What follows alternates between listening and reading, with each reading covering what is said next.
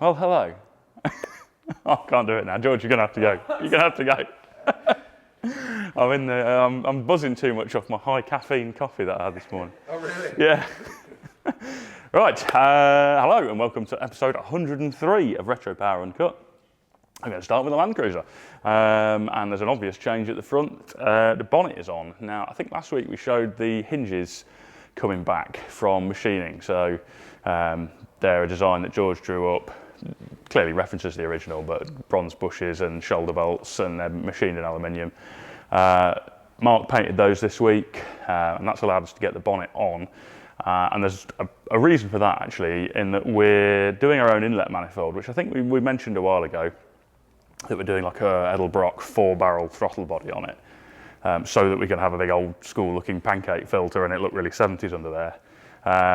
And Alistair Pugh is coming over today to do some scanning work for us. Obviously we've got a 3D scanner, we've done a lot of 3D scanning, but when it comes to sort of engineering parts, it's probably not quite accurate enough for what we want.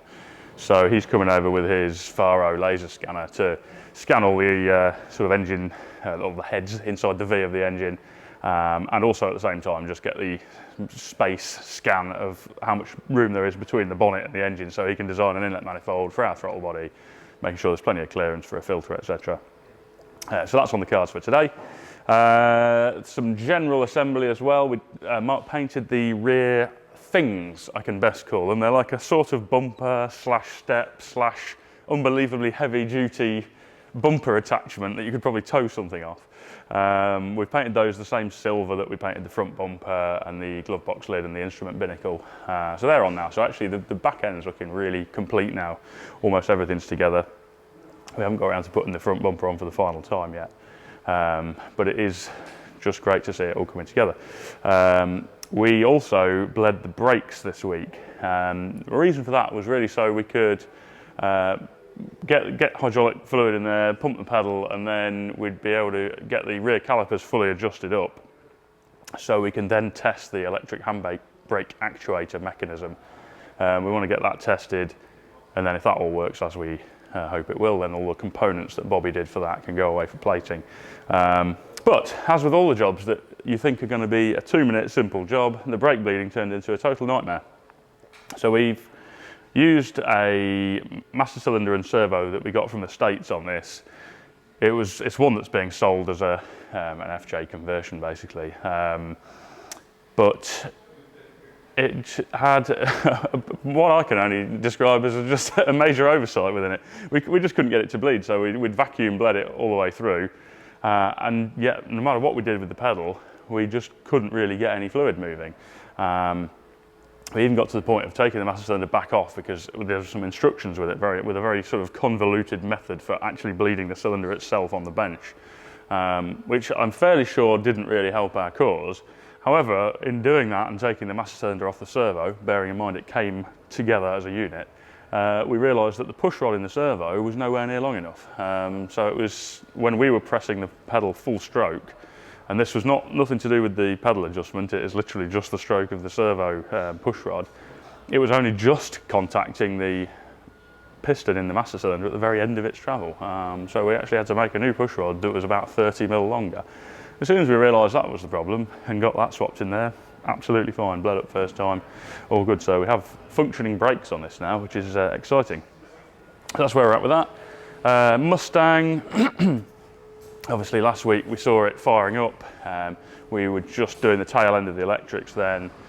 We hadn't quite got all the dash back in for the final time. That was waiting on me to just test the wiper motor, make sure we're happy with the wiring on that. That all worked fine because it's accessible kind of through behind the instrument cluster. That then enabled us to get the instrument cluster in. We finished the USB socket and headphone or audio jack that's now in the glove box. That allowed us to get the glove box insert in. So we have now totally buttoned up the dash. Adam's doing a final bit of work on the door latch adjustment and seals. We still weren't happy with how the doors were shutting on it. And actually one of the problems, again, down to the parts, unbelievably, the door latches seem to just have excessively stiff springs in them on the actual kind of claw mechanism. So it was taking an unbelievable amount of force just to overcome the springs in the latch. So we've altered those and then done some final adjustments, so happy with all that now. Essentially, we are on the home stretch. The owner has just okayed the Recaro seats that we're going to use in it. So we're just going to source another set of Recaro LXs for it. They're going to be reupholstered in black vinyl to match the back seat with the little, I think we're going to do some little machined sort of inserts on the, where they'd normally say Recaro, to match the little machine tags on the rear seat. And then yeah, as soon as those are done, we've already got the carpet here, that can go in. We've just not fitted it because we don't want to make it dirty. Yeah, at that point we're about ready, and I'm going to get the final wheels on order, then we'll be into test driving. So all good. Manta, we squeeze around here. We've been on with the brake plumbing. So last week Bobby was just starting, I think, the brake plumbing, which is sort of crimp type fittings on Teflon lined stainless braided hose throughout. He's now got all that in place. Everything's been mocked up, marked, taken off, crimped, pressure tested, refitted. It's done the mountings for the bias valve. So we've got a little restrictor on the rear circuit so we can get the front rear balance how we want it. It's done a little bracket to sort of saddle that at the side of the master cylinder. Looks really neat. And then we're doing a line lock on it as well. An electric solenoid line lock that the customer requested. So that's now been mounted kind of down and under the bias valve. That looks really neat actually, that whole setup. And all the plumbing's done for that. He's been turning his attention to the brake reservoir. Sorry, the clutch reservoir. It's hydraulic clutch on this, which it isn't originally on a Manta. So we've done a conversion on the pedal box already. And Bobby's just doing some bracketry to mount a little plastic Wilwood reservoir. We've gone for a rectangular one because it kind of mimics the rectangular plastic screen wash tank that's next to it. So he's doing a bracket to mount that next to the screen wash tank, and then he'll do the hydraulic feed for that, and he's got to do the actual outlet of hydraulic feed to the clutch slave. And the throttle pedal was the other thing he's done, so he's got a throttle cable sorted. We actually were able to use one of the longer original Manta throttle cables. It was just a tiny bit short, so what we've actually done is switch it to mounting on the other side of the throttle pedal and put it through what would have originally been the kickdown cable hole in the bulkhead, just to give us an extra kind of inch on the cable, and then it's just the perfect length then. That feels great. He's going to do a little sort of limit stop on the throttle pedal itself to get that stopping at the right place so it doesn't stress the cable when you go full throttle.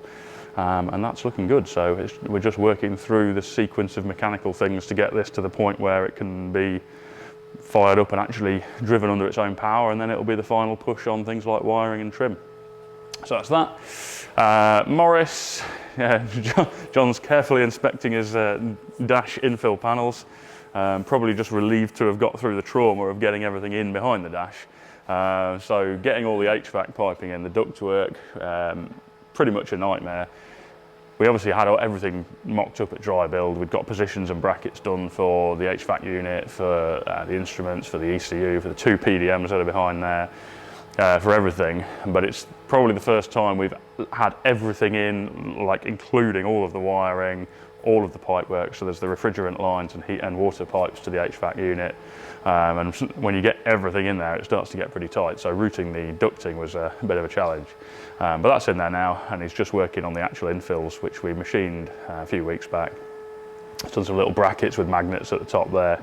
And when we machine those infill panels, we machined a little recess at the top with a steel plasma cut plate bolted in from the back that then touches on that magnet. So they're held shut with the magnet. They're not intended to be opened, but we do want to be able to get them out for maintenance purposes. So they're held with a magnet. That means they're definitely not going to fall out, but at the same time, if you did want to get them out, it's not too tricky to pop them out. We finished off a few more things in the engine bay. We're just working on the alternator tensioning. There was a bit of a complication with that, in that the standard, I would say Omex, but it's actually ProDev, the chap who used to run Omex. Their belt run for a rear-wheel drive setup doesn't include the position, understandably, for the aircon and the power steering, because most race cars running these don't have that. So our belt run has to go more like a front-wheel drive belt run, where it kicks down under where the engine mount would normally be. And then we ran into a problem whereby the swing on the alternator, which is supposed to tension the belt, no longer really tensions it, because it's kind of just swinging through the same arc as the belt. So we've got an additional idler, or we've moved the idler over and changed it to a different one, which is more like the ProDev front wheel drive setup now, and I think that will have resolved the problem of being able to tension that belt. We've got the level sender now in the brake reservoir. We've got the water railing, I think we showed that last week, being painted after we'd modified it to get the temp sensors in, so the temp sensors can be connected now, and the radiator's being done as I speak, I believe. So engine bay is kind of coming together pretty well on this. So, excuse me, I think we're going to be into sort of centre console going in soon, finalising the position of some of this wiring that comes down for the centre console, and just that sequence of events now on getting all the interior together. So very, very exciting times on that. Oh my goodness. You can tell I'm filming this in the morning with the amount of throat clearing I'm having to do, so apologies again. E-Type, quite a lot on this week. So customer came over, beginning of the week, it's Friday today. I think he was here on Tuesday to do a seat fitting, which is what we've been kind of working up to for a while. So we've got the MX-5 seat in there, which we mentioned previously. We've got that in as low as we could possibly get it and still have a bit of a tunnel for the exhaust. I was happy with everything. We've got the BMW electric adjustable column in there. And we're kind of at the stage where I was happy with the seating position, but of course it's not me who's going to be driving it. So it's getting the customer over, getting him to sit in, get a comfortable seat position, get a comfortable steering wheel position. We've managed to get the steering wheel kind of in the middle of its in-out travel, which is good, and that comfortable with him in the seat. Throttle, pedal, and we've got the pedals in there, throttle and brake. We're going to bring them slightly back, so that was a good sort of discovery from the trial sitting. He tends to drive with his hand on the shifter, even though it's auto, so getting that in the right place was important as well. And we also, because we're going to have an armrest, we measured for the height of his arm when he was in a comfortable position, so we could get the height of the armrest sorted.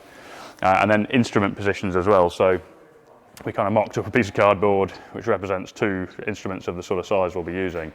Obviously you need to be able to see those through the steering wheel without them being obscured, so we sort of started with it as close to the bulkhead as we could go and move it back and closer to the customer until he couldn't see the gauges or part of them were being obscured, and then set that as the position where the dash fascia or the instruments will be.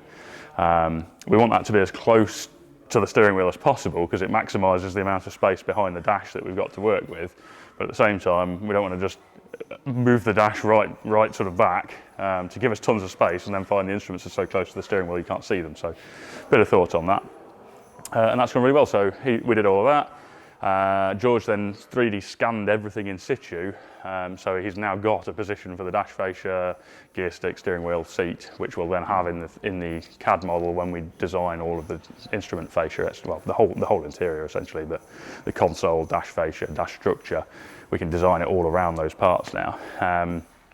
So that went really well. Another thing we discussed while he was here was the methods we're going to do for constructing the bonnet. There's obviously a lot of bodywork changes on this. And we've been toying on the front end with whether we actually do it in steel on the original bonnet or whether we model the changes and then take a mould from that and do a carbon fibre bonnet. Now there's pros and cons to both, but on balance I think we've decided we're going to go for modelling the changes on the original bonnet, pulling moulds and doing a carbon one, which sits nicely with me because I just don't really like how heavy and cumbersome that original bonnet is, not even from a performance point of view. It's just when you pull it up and it just sort of flaps around and weighs a ton. I'm just not really keen on it. And it seems like a nicer solution to have kind of a single piece with all the changes already modelled into it. But there are other benefits as well. The problem obviously with doing it in the steel is there's probably not a huge cost difference in the initial manufacture, but if he has a bit of a knock on it, we've got to redo all the steel work, whereas if we've done all the changes and got a mould, then we can make another bonnet from that mould, and actually making another complete bonnet will be considerably cheaper than remodelling all the steel work to repair the damaged areas. So there are other benefits as well. Now there are different ways to model the changes, shall we say. Obviously because we've CAD'd the whole thing, we have got a CAD model of the changes, so we could actually machine a mould in tooling resin of the whole bonnet and cast the carbon fibre into that, but realistically that's an extremely expensive way to do it. There are other ways. We could machine a mould in MDF, but it tends to be single use only because the MDF gets damaged pulling the part from the mould. So in reality, it makes more sense to actually physically model the changes, which also gives us the opportunity to see them in the flesh before committing to the changes. And then we'll take a fiberglass mold from that, which then can be reused quite a few times to make several parts. And the way I think we're going to do the modeling as well, to sort of assist from the CAD, is cut a sequence of little profiles which kind of represent the difference between the revised shape and the original shape, which will kind of be crescent shapes because we've inflated it. And then we'll do them at predetermined positions and actually tack them physically to the bonnet skin to create a sort of exoskeleton of the revised shape, which means when the guys in the body shop are basically just building it up with filler and shaping it all out, they've got something there as a guide to actually sand down to. So we know that it's already the shape that we've got in the CAD. So that's that. A couple of other things on this. Jim's about to finish the alternator mount. He's working on the aircon compressor mount. Both will be machined aluminium parts. We've done some adaptations to the water rails here. We're aware that on some of these they only use the water outlets from the front half of the engine or certain bits of the engine because there's holes all the way along and some of them are blanked. But we figured after a bit of head scratching, we thought, well, it's got to be better to have the full circulation from the back, regardless of some people not running that. What we have seen often is people still running these, and they'd normally be the inlet manifold here, and they just run a straight pipe with 2 rubber joiners and 4 Jubilee clips.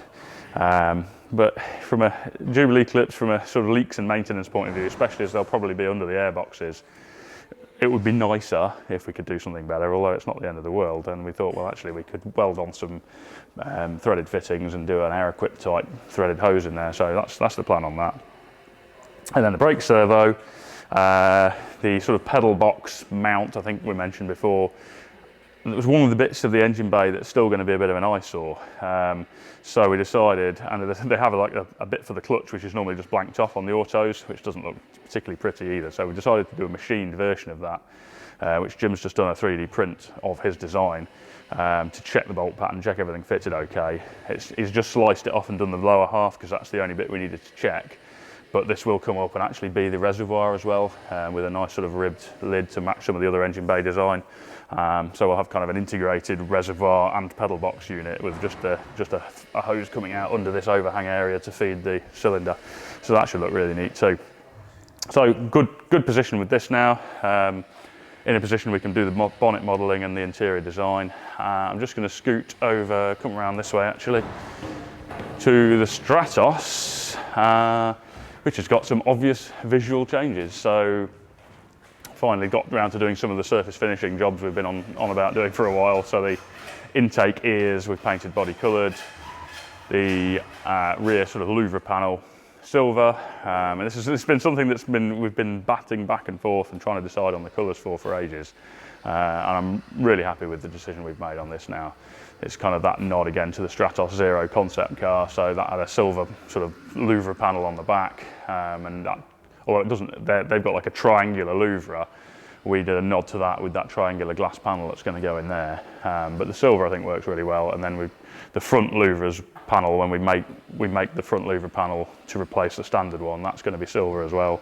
And then we've done the wheels, we stripped the powder coat on those. And the guys have prepped and painted those a matching silver as well. It's an interesting silver actually, it's one we chose for another car, I think it was actually for the Manta, which has a really strong flip between light and shadow, so it looks like a really bright silver in sunlight, and then in shadow it goes really quite a darkish grey. But it kind of gives shaped surfaces quite an interesting, it sort of highlights the shapes basically because it goes so different dark to light. Right, follow me this way and we'll head through to the metal workshop. So Nat's on holiday this week, so I'm flying solo as it were. You'll have to excuse me if I'm not as knowledgeable as him in the metal workshop. He's definitely better when it comes to the engineering and metalwork side of things, but I shall do my very best to explain where we're at with everything. With winter closing in, bear in mind we have lots of beanies available in the shop on our website, and mugs for those winter bovrils, of course.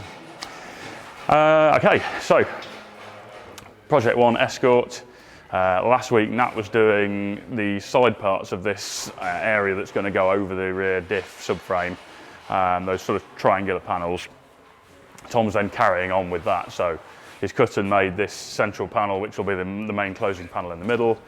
As we would with any big flat area, we have concerns about sort of sound, drumming, you know, having resonance in it. So hence why Nat's done these sort of dimpled, almost pressings in these triangular panels. Tom's then put some little channel sections underneath, spot welded in, to support the flange where the main panel's going to weld to it. And then prep work for getting that in. So making sure that the flanges on the sections that go around the rear turrets are exactly the right angle, because obviously part of it's on the flat section, part of it's on the sloping section, so sort of casting that plane across and making sure those flanges are aligned. He's obviously punched all of the holes that he's going to plug weld through into this, and then actually we want to do the same kind of pressed bead rolled section on that as Nat has done on these. Which leads me on to a tool we've added to the arsenal this week. Nat did these by hand with a hand bead roller, with a step roll in it. But doing that by hand, because it's so big, would be almost impossible. So we've got something we've been meaning to get for ages, which is the electric conversion for our Stakesy's bead roller. So it now has a foot pedals, an electric operation. You can forward it, reverse it, alter the speed. I'm guessing it will still probably be a two-person job, but it means we can get a really nice speed control while he rolls these steps into this section. And I think he's going to do a straightforward bead, sort of T-shaped bead there. And then that'll be ready to go in. But then there's sort of another avenue of progress on this, is that we're working towards getting it off the jig. It's kind of at that point now. It no longer needs to be on here. Structurally, everything's in place. Positionally, everything's in place. So Bobby got all the mechanicals in, well, I say that all the mechanicals, he's got the rear subframe and front subframe in, everything ready to get the wheels on. We're just waiting for some studs on the front so we can get the front hubs on. And the other thing was getting the compression strut mounts on. Now there's not sort of clear instructions, because this was a modification for Group 4 rally cars. There's not a clear instruction on where they should be positioned. But in reality, there isn't the position will depend on what ride height you're running. Of course, the angle of that compression strut dictates whether you get any lift or squat under braking, because if the compression strut's considerably up at the wheel end versus the chassis end, when you brake and force goes back on it, it will tend to try and squat the suspension, vice versa if it's down at the wheel end. So what we've done is get the suspension at the proposed ride height and then set that compression strut as close to level as we could get it and tack those on. We're going to leave them tacked for the minute until we've actually got it on its wheels and that we're definitely happy with the ride height and the angle of that, and then that'll be fully welded later. But yeah, we're getting ready to get this off the jig. So once the front hubs are on, we've also got to cut the rear arches out just crudely for the minute to get wheel clearance. And we'll be unloading this and getting it rolling, which is a very exciting proposal. And then we'll be loading onto the jig the sister build, which we actually blasted last week. I don't think we mentioned it, but last week Rich stripped it all. We did a lot of paint stripper work on the big flat expanses just to minimise the risk of warping stuff, because we suspected that other shell is extremely good. And actually our suspicions were confirmed. Sort of in contrast to this one, which looked extremely good but was hiding a lot of little bits of rot everywhere. The other car is probably one of the best Project ONE Escort shells I've seen. Bit of accident damage at the front, inner wings have been creased in a bit, and it's had a new front panel in the past, so it's obviously had a bit of a front ender. But it's got no rust patch repairs anywhere on it. The floors are near perfect. A little tiny bit of rust on the arches, but realistically all of the body side, all the door shut area, the scuttle, the floors, the sills are pretty much going to remain as they are. So yeah, looking forward to getting that on the jig and making some progress on that one, which is going to be almost identical build to this. We'll walk past the Redux M3. A few people tend to say, what's that M3? We don't go into detail on that build, but it's the next in a sequence of Resto Mod M3s we're building that are sold under the banner Redux. So not huge progress on this week, because actually Stu's shifted his focus temporarily onto Kaiser 2's dash. So we're remaking the dash. I think I mentioned it last week, to have a nav screen in the middle. He's making all the fascia panels in aluminium, doing a really awesome job of it. We've got these lovely billet vents that are going to sit at the sides. So he's kind of made a shaped inset plinth that they're going to sit into in the curved part at the sides. And then where there's a very thin part above and below the glove box, he's decided to kind of make a secondary layer there and brace it up. So actually overnight last night, that was put to one side to bond those sections in to stiffen them up.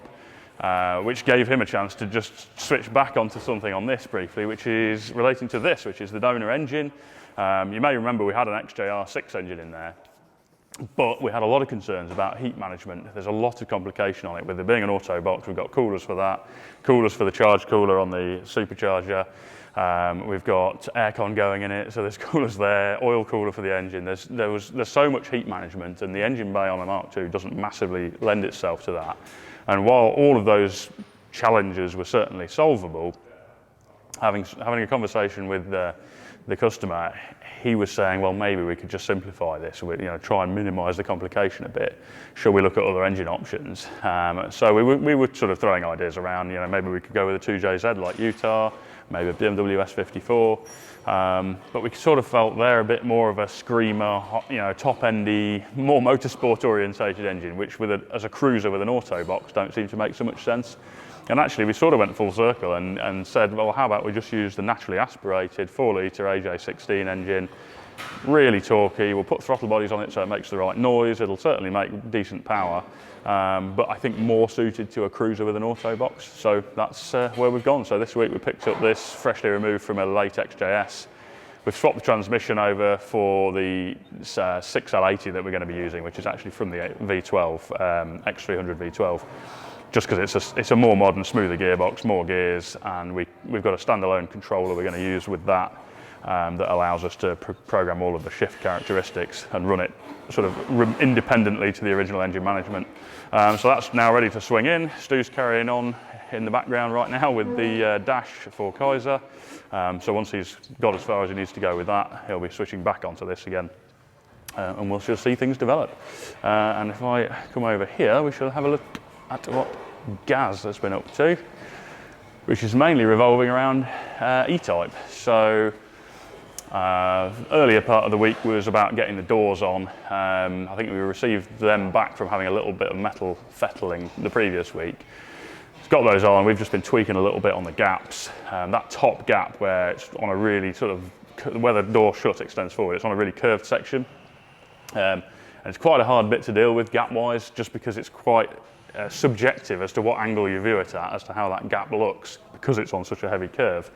So I've been doing a little bit of tweaking on that, filing some of the lead that was in there, just pull that back, open that gap up slightly so we can get the doors looking really good all round. A little bit of shaping work on the panel that sits in front of the door, a little bit of filler work there, and then it's been onto blocking, so getting the doors on so Gaz can block all the way across from the quarter onto the door, onto the panel in front, just to get the lines looking good, so when you see the reflections when it's painted, it just flows nicely across. And then the bonnet's been the other main subject of work. I would imagine a lot of people doing E-Types just literally, because it was a new bonnet anyway, would literally just leave it as one piece and paint it. But we're really not happy with, because there's so many bolted flanges on it. It comes into sections, there's two sides to it, the central section and loads of other sections underneath it. Not happy with how many little rust trap areas there are that would only be coated with the E-coat if we didn't strip it all. So we've completely pulled it all apart into its component parts, so we can paint a lot of it with it disassembled. And I think the plan at the minute is to do all of the sections that are subject to potential stone damage, they'll be raptored. Other areas underneath that are sort of visible finish, so mainly the central section, will be painted finish, and it will paint in all of the bolted flange areas and then bolt it all up, then get it on the car again to double check the fit and the shape of everything, make sure all the bolted areas are correctly bolted together and aligned, and then do a final paint job over the whole thing. But it'll mean that there's already paint in all of the mating faces, so there's no risk of corrosion coming through, because that original E-coat process, we've seen a lot of panels before with that on, and it's if it's only that over the metal, it's not really good enough protection. The other thing was the bonnet actually briefly went back to Andy, who did the metal work, because none of us noticed the fact that the mouth of it was slightly non-symmetrical until we tried the chrome trims. So we'll be doing a full chrome fit up on this of all the chrome mouldings to make sure they all fit on the bodywork nicely, and offering the grill up highlighted it straight away. And it's not a massive surprise, to be fair. The bonnets are Jaguar Land Rover bonnets that Martin Roby supplies, and they tend to need a fair amount of fettling. It's just that neither Andy nor us initially had actually noticed, because it wasn't that obvious until you offered the chrome up. But anyway, Andy, as usual, top-notch work. He's taken it back, done a bit of metal whispering, as we'd call it, on the grill sort of area. Got that perfect. That's back with us now, so guys can crack on and get this lot through to the next phase, which I'm guessing is epoxy. Is it over it after you've done the sealer work? The vinyl paint on the middle of the bonnet. Yeah. So it's just prepping these lot. It's just doing seam sealing around all of the sort of these ribs and attachment flanges. They're just bonded on, so it's just seam sealing those a bit better, so there's no risk of moisture creeping under those. And then we'll be sealing it all with epoxy primer and then moving on to the next stages. So that's where we're at. We shall see you next week. Have a great weekend.